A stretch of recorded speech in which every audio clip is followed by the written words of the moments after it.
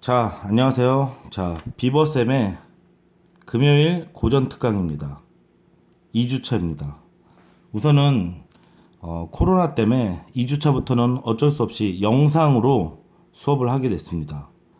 자, 우선은 1주차에서 우리가 공부했던 게 가장 기본이라고 생각을 하면 됩니다.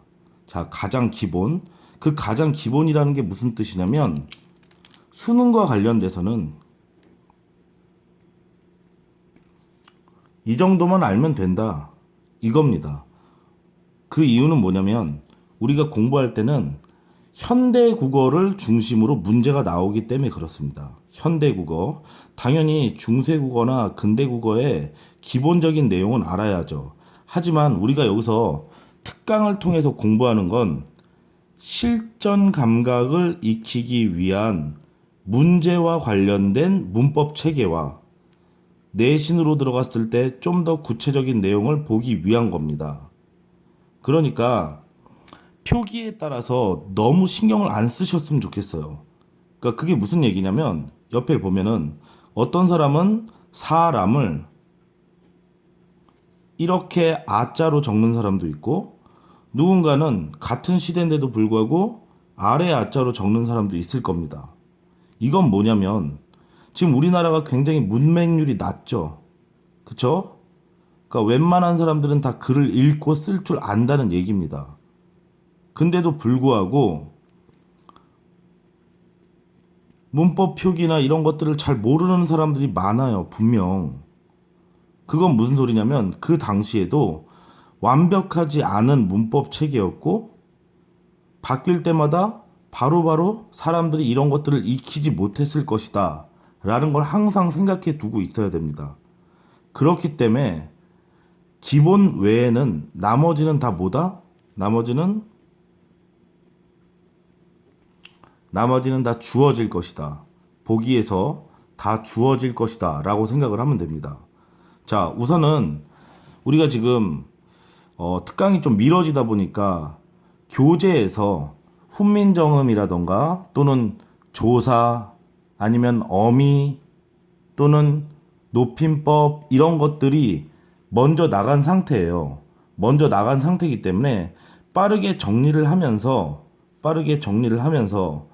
굳이 이런 것들을 외우게 되면 내신 또는 실전에서는 보기를 이해하는데 빠르게 적용이 되겠지만 이거를 다 외우지 않았다고 그래가지고 굉장히 두려워하거나 문제를 푸는 데 있어서 주눅들 건 없다. 이런 얘기를 해드리고 싶습니다. 자, 한번 정리한다는 생각으로 한번 따라와 보세요. 자, 조사에 대해서 한번 몇 가지만 공부를 하고 실전 문제로 한번 직접 들어가 보겠습니다. 부사격 조사, 관형격 조사를 간단하게 한번 정리해 볼까요? 자, 부사격 조사는 뭐가 있죠? 애가 있고,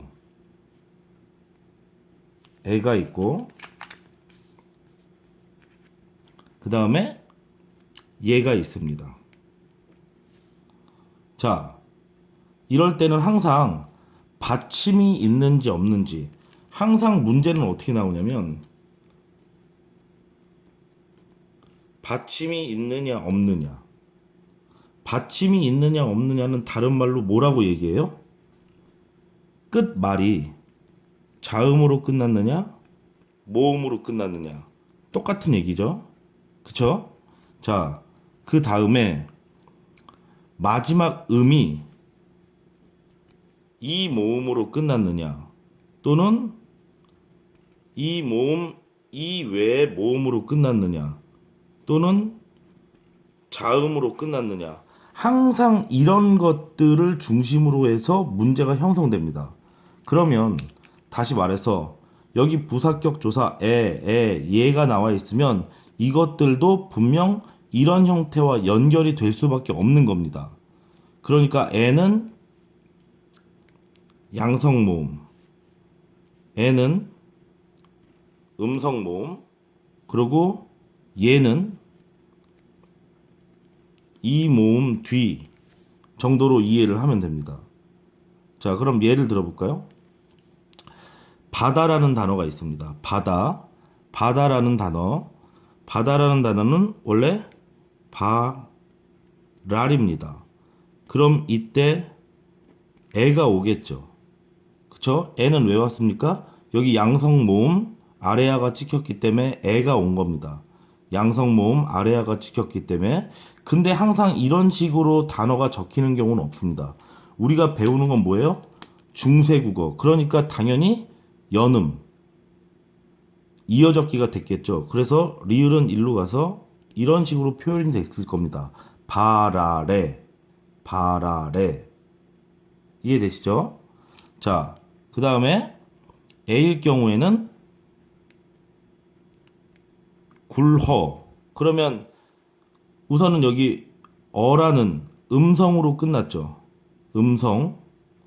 음성으로 끝났기 때문에 뒤에 뭐가 오겠습니까? 예. 이럴 때는 움직일 필요가 없죠. 그쵸? 그리고 이 모음 뒤라고 하는 건 다리. 리라고 한다면 이 모음으로 끝난 거잖아요. 이 모음으로 끝났으니까 이럴 때는 얘를 적어주겠죠. 기본적으로 부사격 조사하면은 여기까지를 배웁니다. 여기까지 이 세 가지를 배우는데 이게 다는 아니에요. 이게 다는 아니다. 어떻게 이해를 해야 되냐면 둔기계라는 게 있고 널라와라는 게 있고 여의도건이라는 것들이 있습니다. 자, 이건 무슨 소리냐면 이런 거죠. 우리가 공부할 때 지금 후민정음을 공부했다는 생각으로 중국애가 나왔을 겁니다. 그럼 거기 해석본에는 중국애라고 되어 있지만 이걸 뭐라고 해요? 과라고 표현하죠. 그래서 비교 부사격 조사 널 나와 그러면은 너 보다라는 뜻입니다. 여의 도곤 이것도 뭐뭐 보다라는 뜻입니다. 이런 것들 다 뭐에 들어가요? 당연히 부사격 조사죠. 우리가 현대국어로 이해했을 때 뭐뭐와 과 뭐뭐 보다라는 것들은 다 부사격 조사입니다. 하지만 배울 때는 기본적으로 이런 것들만 교과서에선 배워요. 하지만 이런 것들이 그럼 나오게 되면 어떻게 된다는 겁니까? 아까도 말했죠? 주어지게 됩니다. 자, 보기에 당연히 주어지기 때문에 여기에 맞춰서 문제를 풀면 되는 거니까 너무 두려워하지 않아도 된다라는 얘기를 해드리고 싶고요. 자, 관형격 조사. 자, 공부한 사람들 기억하겠죠? 자, 한번 봅시다. 관형격 조사에는 뭐가 있었죠? 의가 있었고, 그 다음에 아래아로 쓰인 의가 있었고, 그 다음에 시옷이 있었습니다. 기억나나요? 이렇게 하면은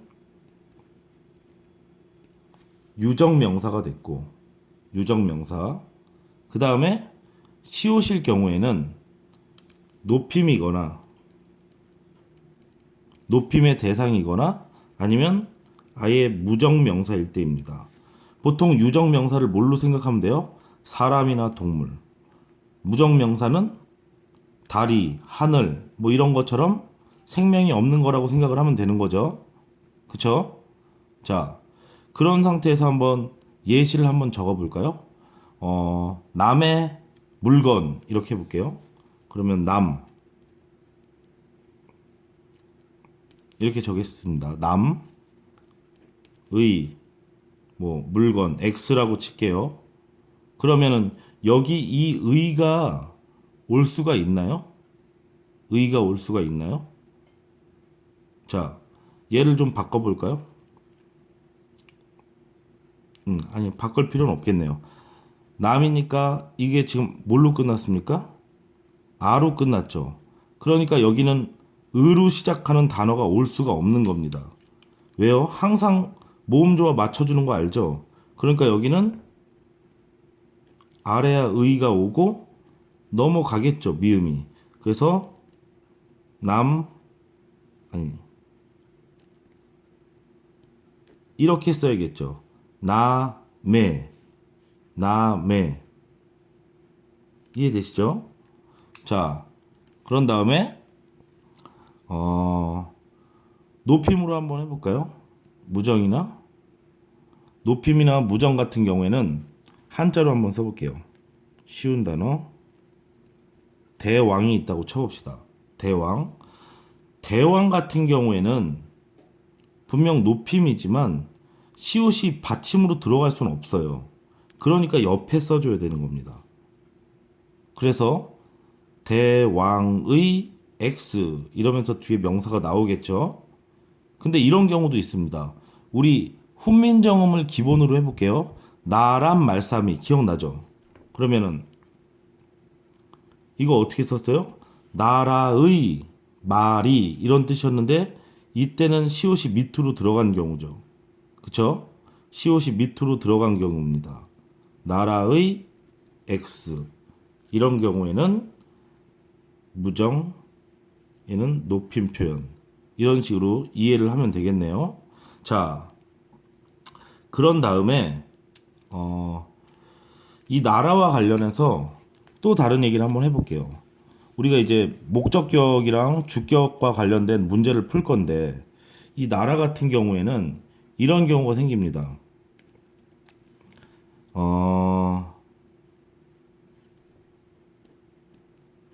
나라는 뒤에 원래 히읗이 있어요. 이런 걸 뭐라고 하냐면 종성체언이라고 합니다. 종성체언이라고 해요. 종성체언을 잘 모르는 학생들은 항상 이해할 때는 뭘로 이해해요? 현대국어로 이해합니다. 현대국어. 자, 그러면 현대국어로 따지자면 바로 여기 이런 것들을 얘기하는 거죠. 머리카락, 살코기. 우리 분명 머리와 가락, 살과 고기인데 이으니까 카가 되고 코가 됩니다. 그러니까 이 사이에는 지금 히읗이 들어 있다는 거죠. 그쵸? 이해되시죠? 그러니까 이런 것들은 옛날에 있던 단어 체계가 지금까지도 유지되고 있는 이런 단어에 해당되는 겁니다. 그럼 이렇게 됐을 경우에는 종성체언이 있으면 여기다가 뒤에다가 내가 목적어를 한번 제가 적어 볼게요. 목적어를 적으면 나라를 이렇게 와야겠죠. 맞을까요?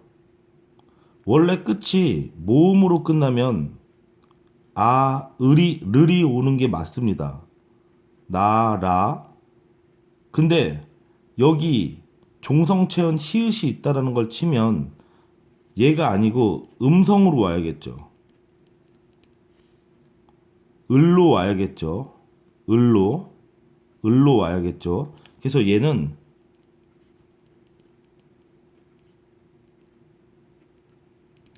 이런 식으로 적어줍니다. 나라흘.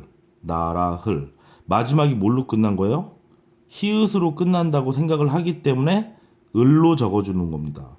을로. 자, 혹시 이해를 못하는 학생이 있을까봐 이 형태에 대해서 잠깐 얘기하겠습니다. 비버가 있고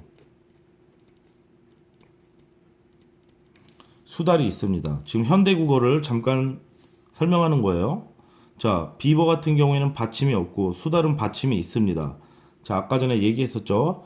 받침이 있고 없고. 그렇게 되면은 비버 가, 수달 이 주격조사를 쓰더라도 달라져요. 그리고 비버를, 수달을 그러면서 이렇게 의미는 같지만 형태가 달라지는 걸 이 형태라고 합니다. 자, 이렇게 이 형태와 관련된 것들을 연결해 주면서 양성과 음성까지도 연결해 주는 게 고전문법의 핵심이다. 이렇게 생각을 하면 되겠죠. 자, 그리고 여기 이런 말이 있습니다. 우희. 자, 이 단어를 왜 썼냐면 이 해석본은 얘기를 하면 위에라는 뜻이에요. 뭐뭐 위에. 항상 해석을 보면서 판단하는 건데 뭐뭐 위에라는 말이 왔으면 왜 이런 단어가 됐을까요? 왜 이런 단어가 됐을까요? 지금 여기 보면 이런 겁니다. 우리가 아까 전에 부사격 조사는 예라고 했는데, 어? 여기 해석이 위인데 여긴 왜 의로 왔지? 이런 생각을 하시는 분들이 있을 거예요. 그쵸? 그러니까 지금 이 의, 도곤, 라와 에 이런 식으로 우리가 공부를 에로 했지만 부사격 조사는 예외적으로 여러 가지 단어가 있다라는 겁니다. 그러니까 교과서에서 요구하는 이 정도 빼고 나머지는 몽땅 다 외워서 공부를 할 수 없어요. 그러니까 주어지는 거에 따라서 공부를 해야 된다 이런 얘기입니다. 자, 그럼 이렇게 오면은 이 의는 관형격이 아니고 이때 의는 해석본에 위에라고 써져 있으니까 이 의는 부사격 조사가 되겠죠. 뭐에 따라서? 현대 국어의 해석에 따라서. 그리고 또한 우는 우 히읗이었겠죠. 우 히읗. 아까 전에 배웠던 종성체언이 끼어든 상태에서 뒤에 뭐가 온 겁니까? 의가 온 겁니까? 온 겁니다. 자, 의는 이런 형태의 의도 있고 이런 형태의 의도 있지만 여기서는 앞에 단어가 뭘로 끝났습니까? 모음이 우로 끝났죠. 우로 끝났으니까 당연히 모음 조화를 맞춰준 거죠. 그쵸? 그러니까 얘는 들어올 수 없습니다. 그렇기 때문에 우희가 되는 거겠죠. 이해가 됐죠? 자, 우선은 선생님이 여기서 얘기하고 싶은 건 다른 게 아니고 어떤 얘기를 하고 싶었냐면 보통 교과서에서 요구하는 게 이 정도의 내용인데 이 정도의 내용만은 정확하게 머릿속에 넣어주고 뒷국의 널라와 여의도곤, 우희 이런 것들은 그때그때 보기에서 반응을 해줘도 되고 나는 반응력이 좀 느리다 이런 학생들은 이런 것들을 공부하면은 뭐를 훨씬 더 빠르게 편히 볼 수 있어요? 보기를 훨씬 더 빠르게 볼 수 있다. 빠르고 편하게 볼 수 있다. 이 정도로 이해를 하고 들어가면 됩니다. 이해되겠죠? 그럼 한번 문제를 볼게요. 지금 여기 조사와 관련된 얘기를 했는데 가장 중심이 되는 건 주격 조사, 목적격 조사인데 그것과 관련된 문제를 한번 풀어보겠습니다. 자, 학생들은 지금 28페이지를 피세요. 자, 28페이지를 펴봅니다. 28페이지. 자, 그러면 주격 조사와 목적격 조사와 관련된 문제가 지금 나와 있어요. 문제가 나와 있습니다. 자, 한번 봐볼게요. 학생, 저는 중세 국어에 쓰인 격조사의 대표적인 형태와 용법을 간추려 보았습니다. 우선 주격 조사입니다. 주격 조사로는 이가 있고 가는 16세기 후반에 가서 나타났습니다. 그런데 같은 주격 조사라 하더라도 형태와 표기에 따라 달랐습니다. 목적격 조사로는 을과 르이 쓰였는데 모음 조화에 따라 이 형태가 있다는 것 이외에는 크게 차이가 없습니다. 이렇게 쓰여졌네요. 그럼 바로 한번 예시를 보면서 판단할게요. 주격 조사가 나왔습니다. 그러면 지금 우리가 공부를 한 학생들이면 다 알겠지만 주격 조사는 어떤 형태가 있냐면 이와 그 다음에 이 그리고 영 형태가 있습니다. 자, 모음이 앞에 나와 있는 이, 그냥 이, 그리고 영 형태 세 가지 형태가 있습니다. 자, 아마 교재 여름 2, 여름 3을 공부하면서 여기까지는 공부가 되어 있죠. 그쵸? 자, 그러면은 지금 이게 뭡니까?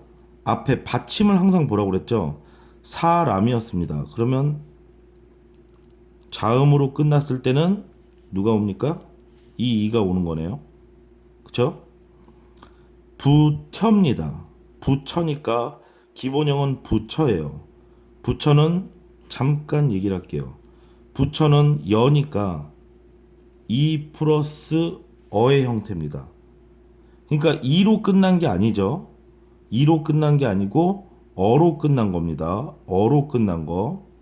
그러면은 얘는 이 모음 이외의 모음으로 끝났네요. 그쵸? 그럴 경우에는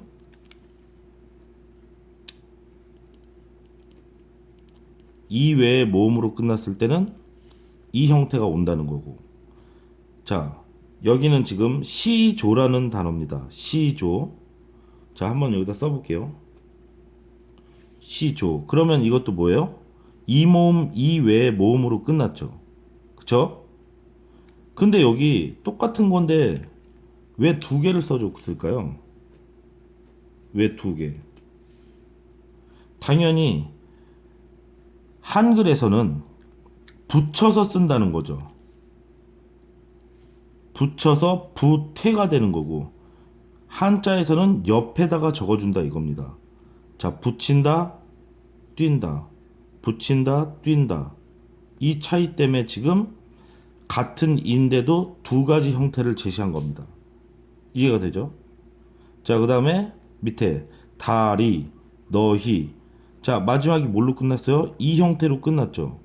희 같은 경우에는 의니까 플러스 이가 되는 겁니다. 마지막이 이로 끝났죠. 이로. 그런 경우에는 영 형태가 왔습니다. 그러니까 이거는 해석할 때 다리가, 너희가 이런 식으로 해석이 될 겁니다. 이해가 되셨죠?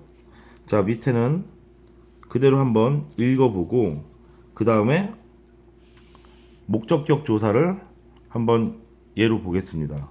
자, 지금 단어 하나하나 그리고 문장 하나하나를 다 외우지 읽으면서 내려가지 않는 이유는 다른 게 아니고 우리가 교재에서 공부를 다 어느 정도는 했기 때문에 알고 있다라는 전제하에 바로 예시를 보면서 정리를 해보는 겁니다. 자, 여기를 보면은 아까 전에 뭐라고 그랬죠? 현대 국어와 크게 별 다른 바가 없다 이랬죠. 그러면 우리 뭘 생각해요? 무조건 받침 봅니다. 받침이 있죠. 여기는 받침이 없네요. 맞죠? 받침이 있으면은 을, 받침이 없으면 르이 들어가는 거고, 그리고 앞에가 오로 끝났으니까 양성모음 맞춰주고 어로 끝났으니까 음성, 오니까 양성, 우니까 음성. 아이고 쉽네요. 그쵸? 쉬워요. 근데 항상 공부할 때는 우리가 공부하는 건 가장 기본 교과서적인 부분을 공부하는 거고 이게 다 끝은 아닙니다. 끝은 아니에요. 뭐 예를 들자면 지금 여기는 안 나왔지만 목적격도 이 모음 뒤에 오게 되면 그냥 리을 형태로도 가능합니다. 예를 들면 할아버지라고 하면 하나비라고 씁니다. 하나비. 그러면 끝에가 이로 끝났죠. 이로 끝났죠. 그렇게 되면은 이런 리을 형태가 오는 겁니다. 그러면은 마지막 형태가 어떻게 돼요? 하나 빌 이렇게 쓰겠죠. 그쵸? 그러면 이거는 해석할 때 뭐가 됩니까? 할아버지를 이렇게 해석됩니다. 지금 기본적으로 주어진 거 외에도 굉장히 예외가 많아요. 당연히 그 당시에는 규칙을 정했지만 이런 경우에는 저런 경우에는 맞지 않는 예외적인 경우가 많았을 거고 그때마다 매번 문법을 다시 정해서 끼워 넣었을 겁니다. 그러니까 이런 경우들은 다 뭐예요? 보기로 주어져야 되는 거지 기본적으로 무조건 다 외우고 들어간다고 생각할 수 없는 거죠. 그쵸? 이해되시죠? 자, 그러니까 우리가 공부를 해야 되는 머릿속에 넣어놓고 있어야 되는 건 항상 1주차에서 공부했던 것들입니다. 그때 뭘 공부했죠?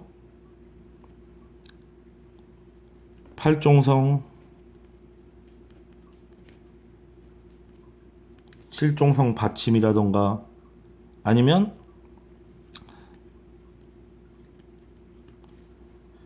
중세국어의 단모음은 몇 개라고 그랬죠? 양성, 아래아, 오아, 음성, 으, 어, 우, 중성, 이. 이렇게 해서 7개밖에 없다고 했습니다. 7개. 그렇게 되기 때문에 아까 전에 공부할 때 부처 하면은 이렇게 나왔죠. 그쵸? 이런 경우에는 뭐가 되는 겁니까? 이중모음이 되는 겁니다. 연은 이중모음이 되는 거예요. 이해가 되셨죠? 이해가 되셨죠? 뭐 이런 거에다가 연철이라던가 분철이라던가 중철이라던가 이런 것들 지금 다 적을 수는 없지만 이런 1주차에 공부했던 것들은 가장 기본에 들어가는 거고 그 나머지는 보기를 보기 편하기 위해서 공부를 해주거나 내신을 위해서 공부해 준다 라고 생각을 하면 됩니다. 자, 한번 문제를 볼게요. 자, 1번 문제부터 따라옵니다. 1번 문제부터 따라와요. 자, 1번 가와 나를 이해한 내용으로 적절하지 않은 것은 주격조사는 앞말의 형태와 한자어 유무에 따라 그래서 아까 전에 두 가지 형태가 있었죠. 이 형태인데 그쵸? 한자를 쓴 한자로 시조가 있었고 그 다음에 한글도 있었습니다. 부텨 라고 해놓고 플러스 2를 해버렸죠. 그쵸? 기억나죠? 자, 달라졌군. 두 가지 형태가 나왔으니까 맞고 주격조사 2는 앞말이 한자가 아니고 이나 반모음 이 이외의 모음으로 끝나면 그 모음과 결합하여 한 음절을 이루는군. 이게 바로 아까 얘기했던 부티어 플러스 2가 돼서 아예 부태로 나오는 걸 얘기하겠죠. 그쵸? 맞네요. 자, 그 다음에 3번 목적격 조사는 앞말의 받침 유무에 따라 아래아를 늘로 구분하여 사용했군. 맞죠? 4번 목적격 조사의 경우 모음 조화가 파괴되고 있는 흔적을 보이고 있군. 자, 모음 조화가 파괴됐습니까? 잠깐 갖고 와서 볼까요? 자, 모음 조화 파괴됐나 봅시다. 자, 보면은 오 아래야 어으 오 아래야 우으 파괴된 거 하나도 없죠. 그쵸? 지금 모음 조화를 잘 맞춰주고 있는 형태입니다. 그렇기 때문에 답은 4번이 되겠네요. 모음 조화가 파괴되는 게 아니다. 4번이 답이고 5번 성자의 경우라면 한자어이면서 이 이외의 모음 자 아로 끝났으니까 이 이외의 모음으로 끝났기 때문에 옆에다가 표시를 해야 되겠군. 맞죠? 자, 그러면 2번으로 내려갑니다. 자, 2번을 봅시다.